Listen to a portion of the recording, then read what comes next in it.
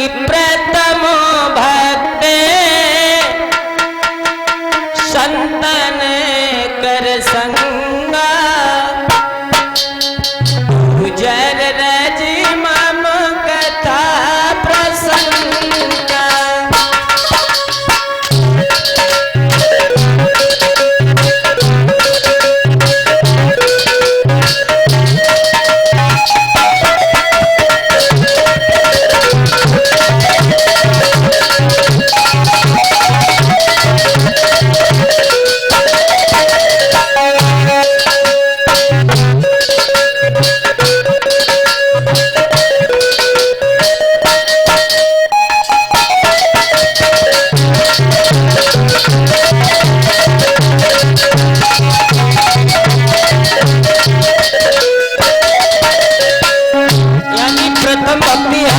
की संगत और दूसरी भक्ति है भगवान की कथा में बैठना, भगवत की कथा को सुनना।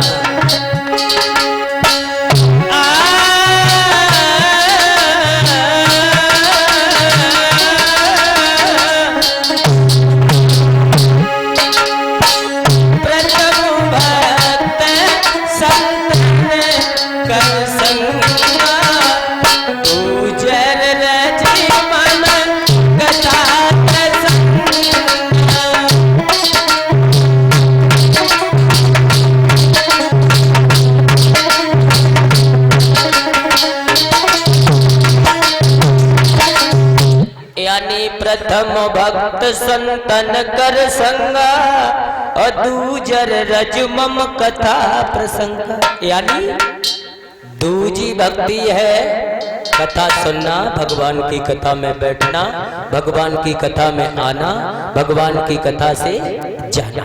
और भगवान की कथा में किस तरीके से बैठना चाहिए, बंद कर, इस तरीके से बैठना चाहिए।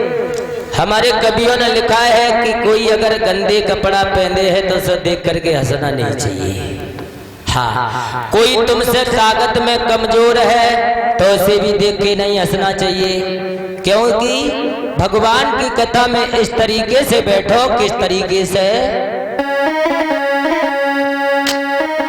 कि हर कीर्तन में बैठते समय और पर ऊंच नीच का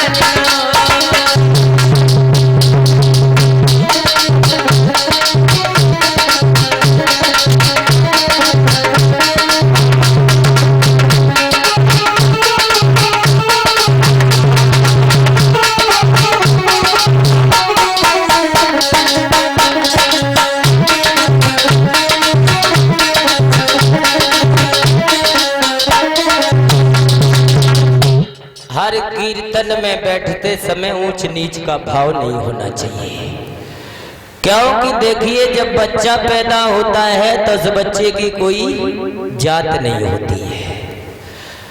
भगवान के यहाँ से एक समान आए हैं। खैर पूर्व जनों ने बहुत अच्छा किया है कि जिसका जैसा काम हुआ वैसे उसको काम बांट दिया है। अरे कोई भागवत कहने लगा तो उसको क्या बता दिया, तुम ब्राह्मण हो, पंडित हो, क्योंकि 2.5 अक्षर प्रेम का जो पढ़ता है वही पंडित होता है। लेकिन पंडित और ब्राह्मण में बहुत बड़ा फर्क है। परीक्षित महाराज, ब्राह्मण किसे कह सकते हैं?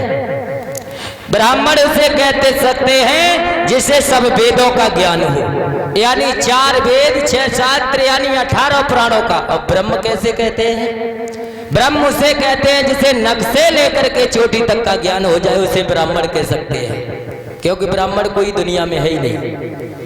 कहने का मतलब ये भगवान ने कोई ना कोई चीज की तो कमी छोड़ ही दी है। अगर तुम्हारी नाक अच्छी है तो ओंठ अच्छे नहीं है, ओंठ अच्छे हैं तो आंखें अच्छी नहीं है, आंखें अच्छी हैं तो हाथ अच्छे नहीं है, यानी कोई ना कोई कमी है। वो साफ साफ लिख दिया है कि राजन दुनिया एक सी नहीं और दाने के भीतर गुण भी है, हर एक वस्तु पर गौर करो, गुण भी है और अपगुण भी है। यानी गुण और अपगुण मनुष्य का संघर्ष है, जीवन है। किस तरीके का जीवन है? जैसे गाड़ी के 4 पहिए होते हैं, अगर एक पहिया हट जाए तो क्या गाड़ी कामयाब है? नहीं। और इसी तरीके से पत्नी के 2 जोड़ा होते हैं, क्योंकि जोड़ा होता है, और एक जोड़ा हट जाए तो क्या अच्छा लगेगा? नहीं। इसी तरीके से प्रथम भक्ति भगवान की कथा में जाना, भगवान की कथा में बैठना, और भगवान की कथा में ऐसे बैठो कैसे ऊंच नीच का कोई भाव नहीं होना चाहिए। भगवान के दरबार में सब एक समान होते हैं, चाहे कोई भी हो और किसी भी जात का हो, क्योंकि जातियां तो हमने तुमने बना ली, लेकिन भगवान के यहाँ से एक समान आए हुए हो। और भगवान के दरबार में जाओ तो भगवान ये तो नहीं कहता है हम तुम्हारा प्रसाद नहीं लेंगे, भगवान एक समान मानता है कि नहीं मानता है? विद्वानों, हमारा कहने का मतलब